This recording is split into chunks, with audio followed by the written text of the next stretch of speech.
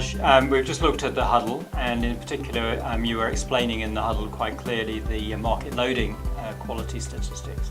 So could you just tell us a little bit about what the underlying analysis was and how you came up with the figures that you presented in the huddle today? Of course, ma'am. So to start with, this right here is the market loading PQM spreadsheet that we have maintained. So all the policies that we have worked on the market loading aspect is loaded right here on the spreadsheet.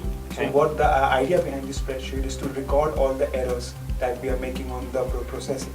So here you can see that there are all the policies listed for the month of October, and the classification of the spreadsheet is, as we move towards the right side, which we are going to do it in the later in the presentation, all the errors are classified into major errors and opportunity based errors. So the major error would be the errors that are potential UK feedback errors for us. So right. If we are making error on any of the green part here, that means that can raise important UK feedback for us. So that can hamper the quality for the entire team.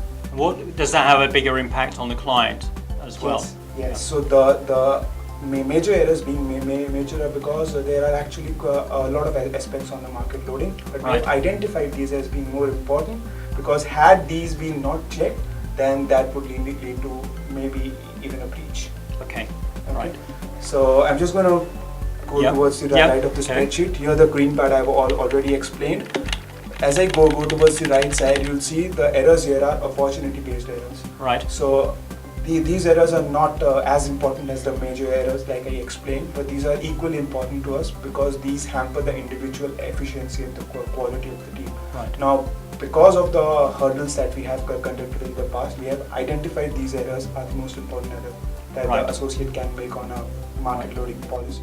Okay. So here you can see that we have added a weightage of 3 here, but on the major errors we have added a weightage of 5. Okay. That is because we have classified major as being more important. Right. Okay. So the way that we mark the quality of an associate is, here on the associate errors column, we combine all the errors that he has made, whether major or minor. Right. And if the quality stands at 100%, it is a pass. Right. It means there are no error on that part. If the quality is anywhere between less than 100%, it's a fail.